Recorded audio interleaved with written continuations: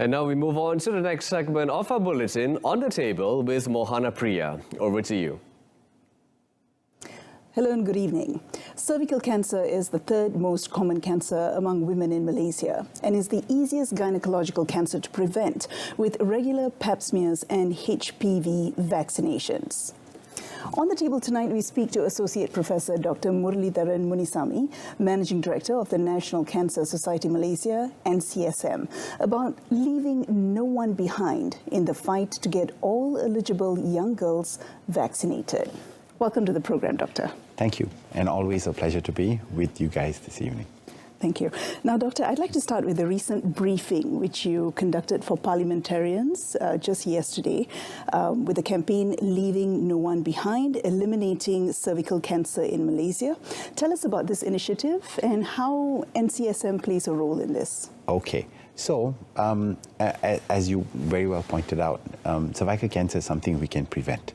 And the government of Malaysia has actually been quite, proactive in doing this. Since 2010, we actually started a national immunization program. Yeah. And in that immunization program, we give HPV vaccines to girls in secondary schools, 13-year-olds. Now, due to the pandemic, that has been disrupted a little bit. So the government is actually going to start up on a catch-up program. Okay. But what also and this is also on the background of our whole COVID-19 vaccination process, we actually realized that in these big vaccination programs, there's always a lot of people who are often not in the mainstream, and they often get left behind. What do you mean by that? Okay, so for example, I told you the government program for HPV vaccination happens in secondary schools. Okay. But quite a significant number of Malaysian girls who actually don't go to secondary schools. And some of them, it's because they drop out. Okay. Okay, in primary school. Okay. These are a group of young women. The other is people who are ill. And they're often at home, people with special needs. And also there's a very, even if you looked at it that way, there's even a population of our young women who are in prisons. Okay. And and of course people who are living in very rural and remote areas, yes. Our orang asal, our orang asli. So these are populations of Malaysians who still will get cervical cancer if they're infected. Correct. And just because of certain social, economic circumstances, they actually fall out of the program. So it's like they unwittingly will never get the benefit of the vaccination. Okay. So this initiative is a complementary program to the government. Absolutely. So how does NCSM play a role? Okay. So and we realized this during the COVID-19 vaccination program. So while the government ran big PPVs together with different industries and all that, we realized that somebody had to actually go house to house and vaccinate your special needs populations, the people who are living in rural, very remote areas, they find it difficult to come out and all that. And so that's exactly what we did during COVID-19. We're planning to do exactly the same thing. Okay. What the National Cancer Society will do is we pledge to actually go out to these communities, to these individuals, if necessary, house to house, and to these remote populations all across Malaysia. In our 13 states and 3 federal territories, and actually make sure these people who are left behind, they actually don't get left behind anymore. We're going to make sure they get vaccinated. Right. And this is done through the NCSM volunteers, or is it going to be state by state? What's the operations like?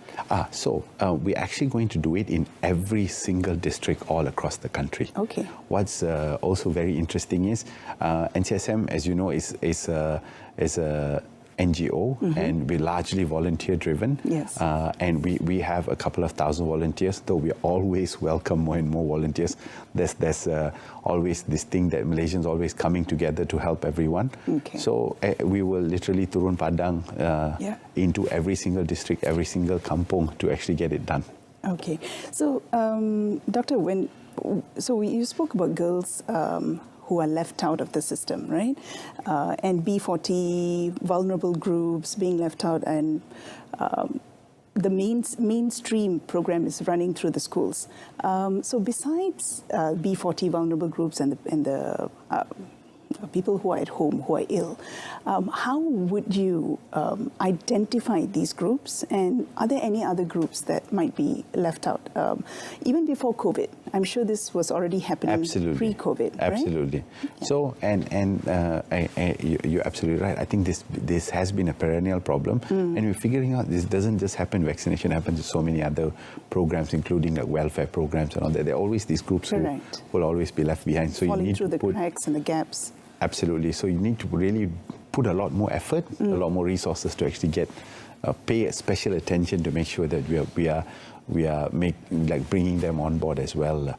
So how are we going to identify them? Yes. It's very interesting because traditionally, and you would just through mainstream media put out like calls and all that, and people show up, right? But with these but media groups, is fragmented today. Absolutely. Right? We don't just have mainstream media. We have social media and all this. It makes life a little bit complicated, I think. Absolutely. But sad, but a lot of these groups actually don't have access. That's right. So I remember, just to tell you a little anecdote, there was this one family that we went to vaccinate in Kuala Selangor, not all that rural, right? And we were trying to find directions to their house to vaccinate their one family member who was very ill, and it took us almost 2.5 hours.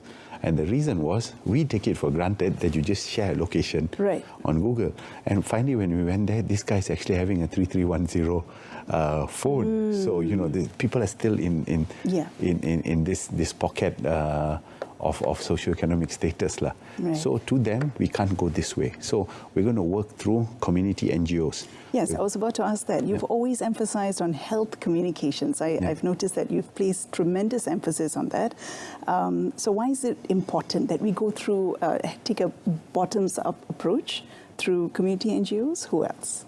Community NGOs. So in the districts, usually there'll be MPs officers, ADUN's officers, who people go to them for like health, welfare, assistance, and welfare department as well. So these will be agencies or institutions that have connections to these people. They're already serving these people in other capacities. Right. So then it's easier for them to identify these groups of people. But also we will be going through religious organizations, we'll be going through local community like your Jawatan Kuasa in the kampong, your village cultural organizations, basically everyone who we know who's on the ground working with or helping out this underprivileged or vulnerable communities. And who have a database that will complement everything else, and hopefully nobody gets left behind. Absolutely. So we're going to try our best. So which is why this is a district-based approach. We go into a district, we actually will run programs to educate people first, and even education in health is always in the English language, right? So like this one, we're actually going to run it in whatever dialect that we need to run it. For example, in Sabah and Sarawak, we'll actually work on building content that is driven in local languages, local dialects, and making sure that we actually get all these messages across. And then while we're working in the community, we work to find these groups of people and then work to vaccinate them. Now, Doctor, NCSM has been doing work to educate, support and care for all types of cancer patients. In your opinion, what does the country need right now the most when it comes to care and support of patients living with cancer or who have recovered from cancer? I think it's still a lot of community coming together. So we often, like in things like cancer, we talk about, we need like big things, we need like multi-million-dollar systems and all that. But actually a lot of solutions require everybody putting a little bit together. One person coming to volunteer one day. People putting forth 10 ringgit to help somebody else, paying for a little part of a medication. Some people helping people who come from rural areas to get treatment in cities, offering them a place to stay, offering your relatives a place to stay when they come to get checkups. It's all these little things that will add up for us as a society to help our people who are in need. And I really hope you get that when in your initiative and rollout. Now, Dr. Murali, you specialize in public health. Is there a link between COVID and cancer? What are the studies showing? So this is really, I've beaten people up enough about this, and because the problem is, there is a lot of, I would use the word cerita dongeng, Okay. where people actually think that the COVID vaccination has driven cancer. So interestingly, in March, April this year, Right. there's a set of big papers that are actually showing correlation between people who have got COVID and they've actually had early onset of cancer. Versus people who actually had the vaccine and actually had reduced risk of cancer. Oh, that's interesting. So rather than the story being COVID vaccination causing cancer, it's actually the reverse. What people about COVID itself, the disease itself? Exactly. Right. So it's people who had COVID without good protective cover for vaccination. They are actually showing, the data are showing very strong correlation to them actually picking up cancer. It's not the vaccine, nothing to do with the vaccine. Absolutely. Okay. Is there still vaccine hesitancy, though, when it comes to HPV? Quite a bit, and you spoke to this earlier. You say, why are we pushing health comps? Yeah. Because we think, I sincerely hope we're wrong, but we're thinking, and globally that's the kind of pattern showing, there's a bit more vaccine hesitancy today.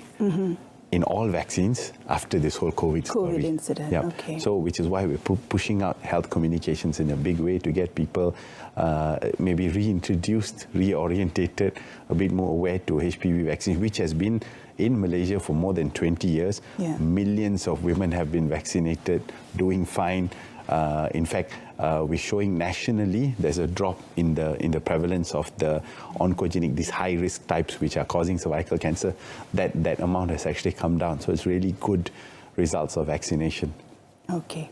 Thank you so much, Dr. Murali, for your time today and your insights. I think people will benefit from this, and we really wish you all the best with the rollout of your initiative. Absolutely. I'm just going to end on one note. If people need to find out more, please go to hpv@cancer.org.my. And well, please feel HPV? hpv@cancer.org.my. Okay. Thank you so much, Doctor. Pleasure. And that wraps up On the Table tonight. It's now back to you.